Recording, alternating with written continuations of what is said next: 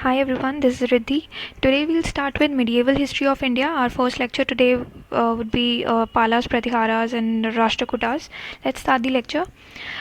Some powerful empires arose in India and the Deccan between 750 AD to 1000 AD. बहुत सारे powerful empires थे जो northern India और Deccan में अरोज हुए थे 750 और 750 AD एंड 1000 AD में. और कौन कौन से थे वो empire? Those were the Pala Empire, and the Pala Empire dominated the eastern India and in the middle of the 19th century.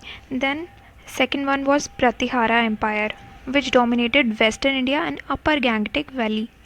Third was Rashtrakuta Empire, which dominated Deccan and also north and south Indian territory from time to time.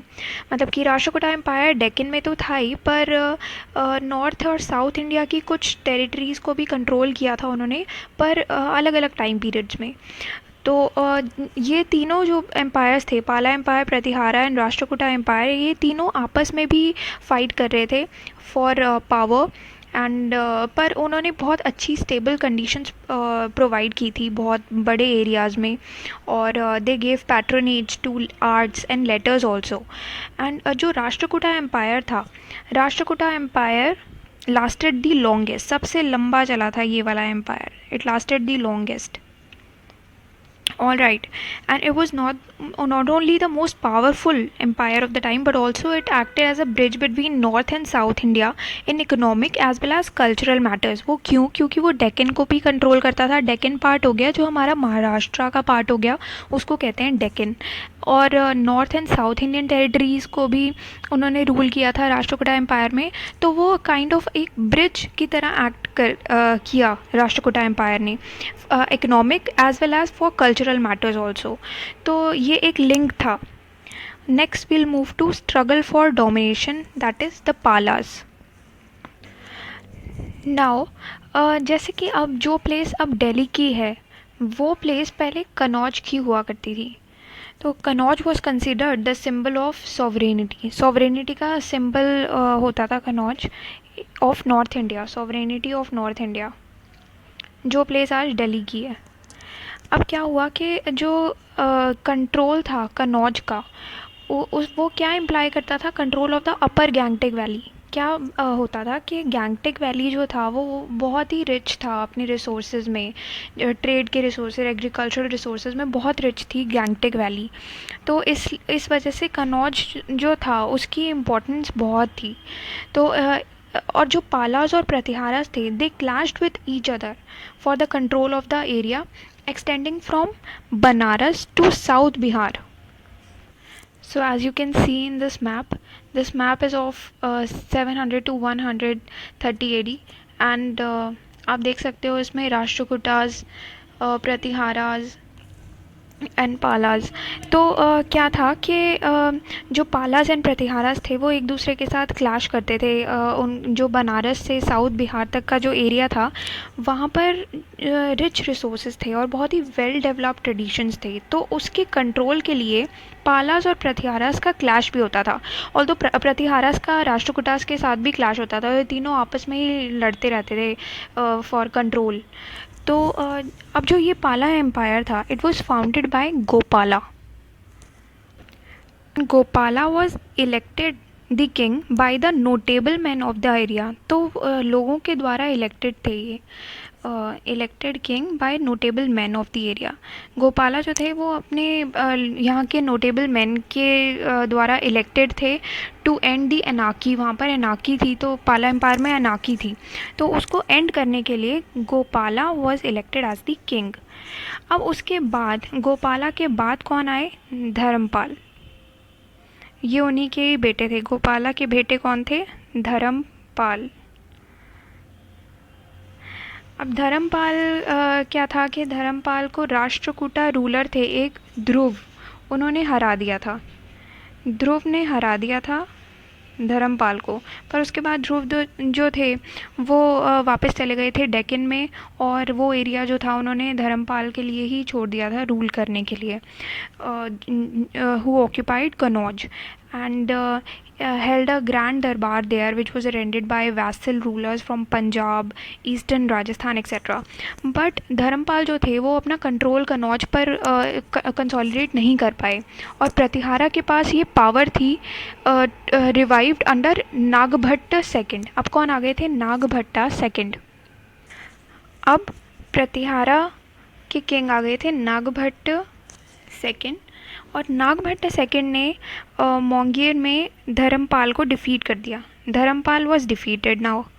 अब धर्मपाल जब defeat हो गए उसके बाद क्या हुआ?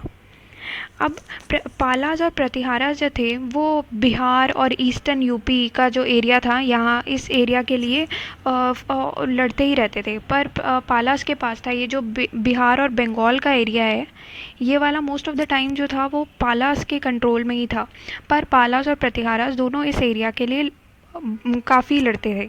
और जो नॉर्थ में जो फेलियर हो गया था, it compelled the Pala rulers to turn their energies in other direction. अब पाला रूलर्स का नॉर्थ में तो चल नहीं पाया, वो कन्नौज पे भी अपना रूल कंसोलिडेट नहीं कर पाए क्योंकि नागभट्टा सेकंड आ गए थे जिन्होंने फिर धर्मपाल को हरा भी दिया था, तो उनका कंट्रोल चल नहीं पाया नॉर्थ में, इसलिए उन्होंने वो दूसरी डायरेक्शंस में मूव कर गए. तो धर्मपाल जो थे देवपाल थे, फिर आए थे धर्मपाल के सन थे. धर्मपाल के सन आए Devpal, and he succeeded to the throne in 810 and ruled for 40 years. 40 साल के लिए रूल किया था देवपाल ने. and he extended his control over मैं आपको ये वर्ड लिख देती हूँ. ये आसाम है बेसिकली. आज का जो आसाम है उसको कहते थे प्राग ज्योतिषपुर. तो अब नॉर्थ में कंट्रोल ना चलने के बाद जो पालास थे वो नॉर्थ ईस्ट की तरफ मूव कर गए. नॉर्थ ईस्ट में जो एरिया था जिनको पालाज ने, जो देवपाल ने जो रूल किया था, वो उसका क्या नाम था? प्राग ज्योतिषपुर, जो कि आज का आसाम है. और पार्ट्स ऑफ उड़ीसा भी रूल किया था, और साथ में थोड़ा सा पार्ट नेपाल का भी था इसमें, जिसमें पालाज ने रूल किया था. तो ये थोड़ा सा आप ध्यान रखिएगा. बाकी middle of 8 to middle of 9 century से पाला रूलर जो थे उन्होंने ईस्टर्न इंडिया को, पूरा जो ईस्टर्न इंडिया था ये डोमिनेट किया था. और कुछ कंट्रोल जो था उनका वाराणसी की तरफ भी था. अब हमें तिब्बतन क्रॉनिकल्स में से भी पालास के बारे में काफ़ी इन्फॉर्मेशन मिल रही थी. और तिब्बतन क्रॉनिकल्स के अकॉर्डिंग जो पाला रूलर्स थे, they were great patrons of Buddhist learning and religion. बहुत इंटरेस्ट लेते थे वो बुद्धिस्ट लर्निंग एंड रिलीजन में. इनफैक्ट उसके बाद जो नालंदा यूनिवर्सिटी थी, Nalanda university is a very famous university. It was revived by Dharmapala.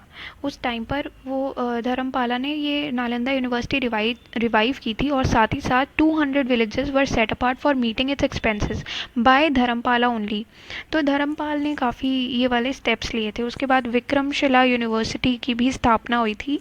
Vikramshila university was also founded by Dharmapal. And Palas ने विहाराज भी बिल्ड किए थे. विहाराज क्या होते हैं? विहाराज होते हैं जहाँ पर बुद्धिस्ट मॉन्क्स जो है वो रहते हैं, उसको विहाराज कहते हैं, where Buddhist monks live. All right. अब जो हमारी जो विक्रमशिला यूनिवर्सिटी थी, ये सेकंड यूनिवर्सिटी हो गई थी फेम के अकॉर्डिंग. नालंदा फर्स्ट यूनिवर्सिटी थी, सबसे ज़्यादा फेमस थी. उसके बाद विक्रमशिला जो थी वो सेकंड नंबर पे आती थी. And Vikramshila university was located on the top of a hill, lake, पहाड़ के ऊपर थी, on the banks of Ganga in Magadh. And जो पालास थे उन्होंने बहुत सारे फिर विहाराज बना दिए थे. All right. एंड जो पाला रूलर्स थे उन्होंने बहुत ही क्लोज कल्चरल रिलेशन इस्टेब्लिश किए थे तिब्बत के साथ. एंड दो नोटेड बुद्धिस्ट स्कॉलर्स थे, देवर संत रक्षिता एंड दीपांकरा. इनको अतीसा भी कहते थे. And they were invited to Tibet. इनको तिब्बत में इनवाइट किया गया था, और उन्होंने बुद्धिज़्म का एक नया फॉर्म जो है वो इंट्रोड्यूस किया था. एंड ये बुद्धिज़्म को जो वहाँ पर इंट्रोड्यूस करने के बाद काफ़ी तिब्बतन बुद्धिस्ट जो थे वो नालंदा यूनिवर्सिटी और विक्रमशिला यूनिवर्सिटी आ गए थे पढ़ाई करने के लिए। तो इस तरीके से कल्चरल टाइज जो थे, कल्चरल रिलेशंस जो थे वो एक्सचेंज हुए थे तिब्बत के और पाला रूलर्स के। अब जो पाला रूलर्स थे उनके बहुत ही क्लोज ट्रेड कॉन्टैक्ट्स भी थे, कल्चरल लिंक्स तो थे ही, साथ में ट्रेड कॉन्टैक्ट्स भी थे विद साउथ ईस्ट एशिया। अब साउथ ईस्ट एशिया के साथ जो ट्रेड था वो बहुत ही प्रॉफिटेबल था और उसने बहुत ही प्रॉस्पेरिटी ऐड कर दी थी पाला एम्पायर को, क्योंकि because of its rich resources. और जो पावरफुल शैलेंद्र डायनेस्टी थी जो कि बुद्धिस्ट डायनेस्टी थी, it ruled over Mallya, Java, Sumatra और ये सारे जो जितने भी नेबरिंग आइलैंड्स थे इन सबको रूल किया शैलेंद्र डायनेस्टी थी यहाँ पर। And it sent many embassies to the Pala court and sought permission to build a monastery at Nalanda. इसने क्या किया था कि इसने एक परमिशन मांगी थी नालंदा यूनिवर्सिटी में, मोनेस्ट्री हम सेट कर देते हैं। एंड इट ऑल्सो रिक्वेस्टेड पाला रूलर जो देवपाल थे, धर्मपाल के जो सन थे देवपाल,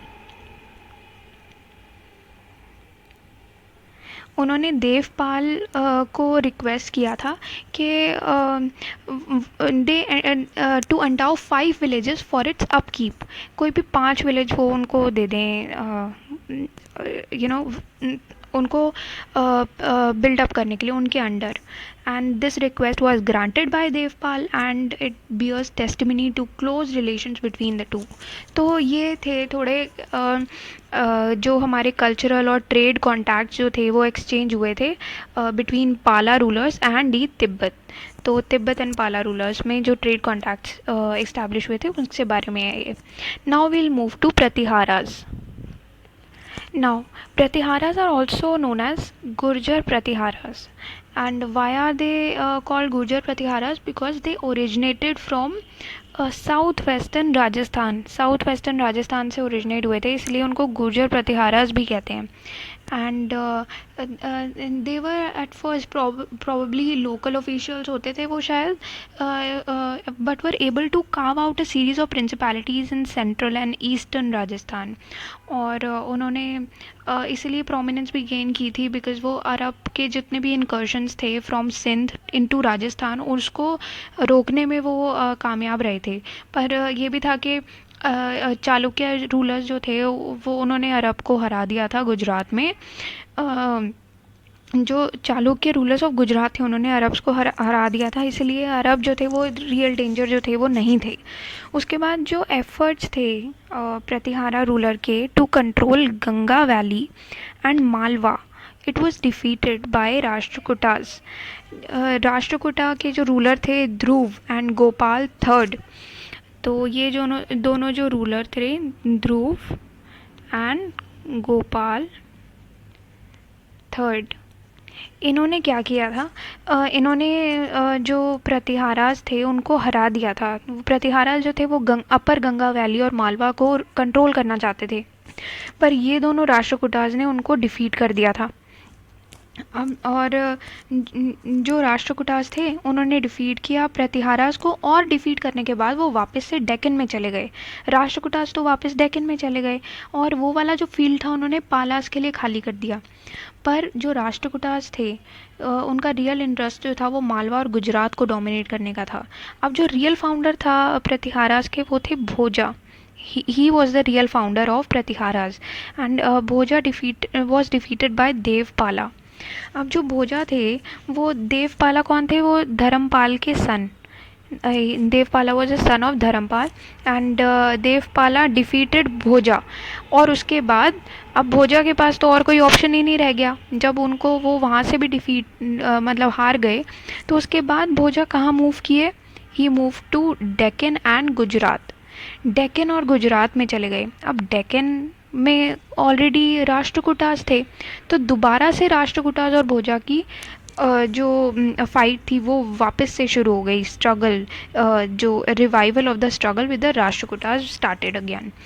अब जो भोजा थे, he was able to retain his control over considerable parts of Malwa and some parts of Gujarat, but he could not progress further in this direction. इसलिए भोजा तो थे वो वापस से नॉर्थ की तरफ चले गए थे, नॉर्थ इंडिया की तरफ चले गए थे।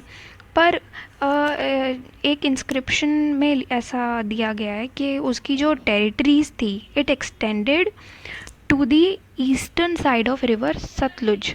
तो ये भोजा की टेरिटरी जो थी, it extended from the eastern side of river Sutlej.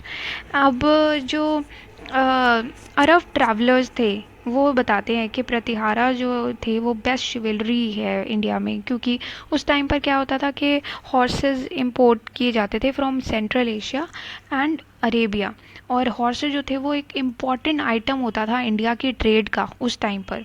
उसके बाद देवपाला जो थे, Devapala who was the son of Dharmapal, he died, and after his death and the weakening of Pala empire, उसके बाद भोजा के पास जो है वो ये पावर आ गई थी कि वो एक्सटेंड कर लें अपना एम्पायर ईस्ट में भी।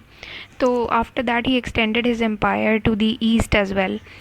अब भोजा जो थे उनको टाइटल दिया गया है अधिवारह। अधिवारा, ये जो टाइटल है ये उनके कॉइन्स पर भी इंस्क्राइब्ड है, तो वहाँ से पता लगा कि उनको ये वाला टाइटल भी दिया गया है। अब भोजा के जो सन थे उसके बाद वो आ गए Mahendrapal first. He was the son of Mahendrapal first, was the son of Bhoja. अब क्या हुआ, ही एक्सटेंडेड भोजाज एम्पायर। उन्होंने भोजा के एम्पायर को तो मेंटेन किया ही किया, साथ में वो उन्होंने एक्सटेंड कर लिया empire over Magadh and north Bengal में भी। एंड उनके इंस्क्रिप्शन जो थे वो काठियावाड़, ईस्ट पंजाब और अवध में भी मिलते हैं। अब महेंद्रपाल जो थे उन्होंने एक बैटल फाइट किया with the king of Kashmir, पर उनको उस बैटल में कुछ पार्ट देना पड़ा अपनी टेरिटरीज़ को पंजाब में, जो कि भोजा ने जीती थी।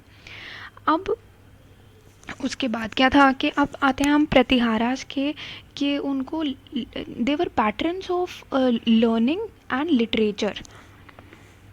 अब जो प्रतिहारास थे उनको लर्निंग और लिटरेचर में बहुत इंटरेस्ट था, और उन्होंने कनौज में बहुत सारी फाइन बिल्डिंग्स और टेम्पल्स भी बनाए थे। तो उसके बाद क्या हुआ, 1915 टू 1918 में क्या हुआ कि जो राष्ट्रकूटास थे उन्होंने कनौज को दोबारा से अटैक किया। राष्ट्रकूटास अटैक्ड कनौज। कनौज को अटैक करने के बाद क्या हुआ, उन्होंने पूरी तरीके से कनौज को डिस्ट्रॉय कर दिया। अब उससे क्या हुआ कि प्रतिहारास का जो रूल था वहाँ पर वो बहुत ही वीक हो गया। और जो गुजरात था वो राष्ट्रकूटास के पास चला गया। अब इससे क्या हुआ, अल मसूदी हमें बताते हैं। अल मसूदी कौन थे, he was a native of Baghdad who visited Gujarat, and he testifies to the great power and prestige of the Pratihar rulers and vastness of their empire। तो वो थे अल मसूदी, एक बगदाद के एक नेटिव थे जिन्होंने गुजरात विज़िट किया था। तो वो हमें बताते हैं कि प्रतिहारा एम्पायर जो था उनका सी की तरफ कोई एक्सेस नहीं था। अब वो सी को एक्सेस नहीं कर पाते थे। अब सारे जितने भी ट्रेड्स होते थे, जो वेस्टर्न कंट्रीज से जितना भी ट्रेड और कल्चरल टाइज होते थे, और नॉर्थ इंडियन गुड्स जो थे, उनका मेन आउटलेट जो था ओवरसीज ट्रेड का वो सी ही था, जो कि गुजरात से जहाँ से गुजरात जो था, it was the hub of the overseas trade और it was the main outlet for north Indian goods. अब जब गुजरात की तरफ ही उनका बंद हो गया था जाना प्रतिहारा एम्पायर का, तो अब ये तो उनको और एक नया ब्लो था प्रतिहारास के लिए। तो अब उसके बाद ये राष्ट्रकूटास का कनौज पर अटैक होने के बाद 1963 में दोबारा से राष्ट्रकूटास ने अटैक कर दिया। राष्ट्रकूटा का एक रूलर था कृष्णा थर्ड, मैं लिख देती हूँ, कृष्णा थर्ड। उन्होंने दोबारा से अटैक कर दिया नॉर्थ इंडिया पर, और उन्होंने प्रतिहारा रूलर को डिफीट कर दिया। और इसके बाद ही पूरा प्रतिहारा एम्पायर जो था उसका रैपिड डिसोल्यूशन हो गया, मतलब फटाफट से वो डिसॉल्व हो गया, पूरा प्रतिहारा एम्पायर ऑलमोस्ट ख़त्म हो गया. Alright, next we'll move to Rashtrakutas. Now, the Palas and Pratiharas were ruling over North India. पालास और प्रतिहारास जो थे वो नॉर्थ इंडिया पर रूल कर रहे थे. तो जो डेक्कन था, Deccan area was ruled by Rashtrakutas. Rashtrakutas जो थे वो डेक्कन को रूल कर रहे थे. And it was a remarkable dynasty which produced a long line of warriors and able administrators. And this kingdom was founded by Danti Durga. And Danti Durg जो थे उन्होंने अपना कैपिटल इस्टेब्लिश कहाँ किया था? मान्यखेत. मान्यखेत या फिर मालखेत भी कहते थे, जो कि मॉडर्न शोलापुर है. And he fought with eastern Chalukyas of Vengi which is modern Andhra Pradesh, and Pallavas of Kanchi south में, एंड पांड्याज ऑफ मदुराई. तो इनसे दंती दुर्गा जो थे उन्होंने फाइट की थी. और राष्ट्रकूटा जो थे उन्होंने पूरा एंटायर एरिया जो था नॉर्दर्न महाराष्ट्र का उसके ऊपर डोमिनेट कर लिया था. एंड जो उनकी जो रेड थी, जो राष्ट्रकूटास ने जो रेड किया था राष्ट्रकूटा एम्पायर ने जो गंगा वैली पे, तो उन्होंने काफ़ी सारे जो रिसोर्सेज थे वो काफ़ी ले भी आए थे. And it added to the fame of Rashtrakutas, क्योंकि वो अलग अलग जगह जाते थे और उन्होंने पालास को और प्रतिहारास को बहुत सारी बैटल्स में हराया था. तो इस वजह से, और उन्होंने फिर चालुक्याज ऑफ वेंगी और इन सब के साथ भी दे फॉट. तो इस वजह से वो it added to their fame. अब जो ग्रेटेस्ट रूलर थे राष्ट्रकूटास के, जो राष्ट्रकूटा एम्पायर के ग्रेटेस्ट रूलर थे वो कौन थे? Govinda third and Amoghavarsha. ये दोनों जो थे ये greatest ruler of Rashtrakuta empire माने जाते हैं. अब क्या हुआ था कि after a successful expedition against Nagabhatta of Kannauj. Nagabhatta के बारे में मैंने आपको पहले बताया था कि नागभट्टा थर्ड थे कनौज के, और उन्होंने उस जो गोविंदा थर्ड थे उन्होंने नागभट्टा के अगेंस्ट जो थे वो एक्सपीडिशन किया था और उन्होंने मालवा को एनेक्स कर लिया था. और ये करने के बाद गोविंदा थर्ड जो थे ही टर्न टू साउथ की तरफ चले गए थे वो. अब जो हमारे ये थे अमोघ वर्षा रूल्ड फॉर 68 ईयर्स. 68 ईयर्स तक उन्होंने रूल किया था. And he built he built temples also, and he preferred the pursuit of religion and literature to war. और वो खुद भी एक ऑथर थे. And Amogh Varsha wrote first Kannada book on poetics. Amogh Varsha was a person who wrote first Kannada book on poetics, जिन्होंने poetics पे सबसे पहली कन्नड़ बुक लिखी थी. उसके बाद कौन आए?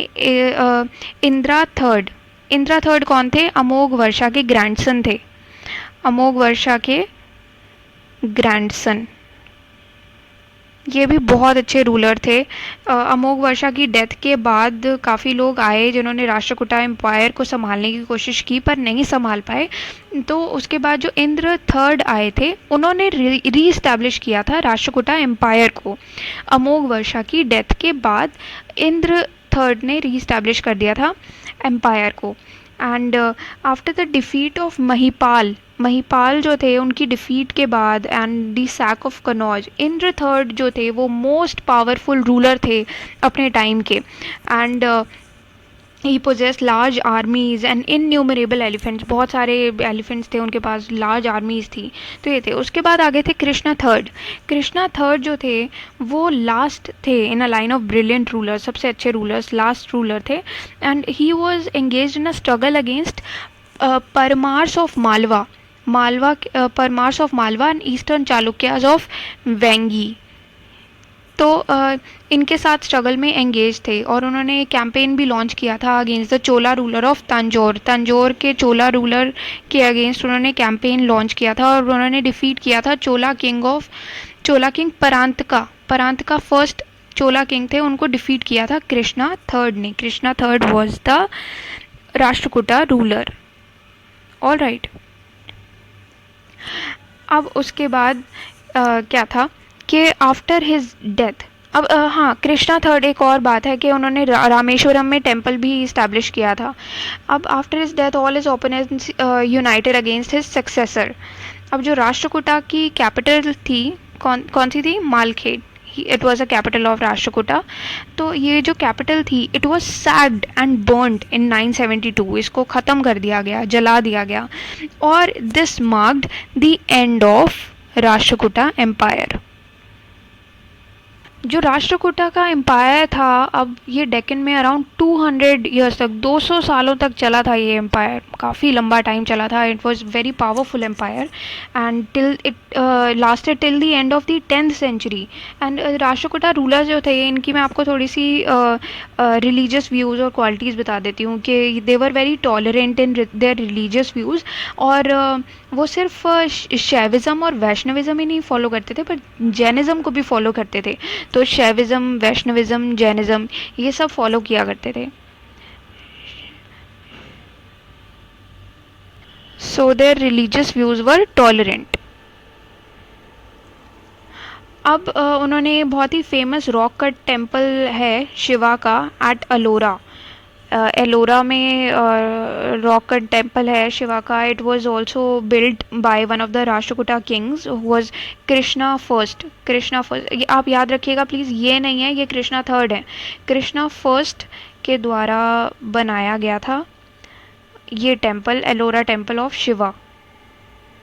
ऑल राइट, ये राष्ट्रकूटा किंग थे, उन्होंने बनाया था। उसके बाद उनके जो सक्सेसर थे अमोघ वर्षा, वो एक जैन थे, पर वो और भी फेथ जो थे उनमें मानते थे और रिलीजन्स में भी मानते थे। और राष्ट्रकूटाज ने मुस्लिम ट्रेडर्स को भी अलाउ किया था। मुस्लिम ट्रेडर्स भी आ सकते थे, सेटल हो सकते थे राष्ट्रकूटा एम्पायर में।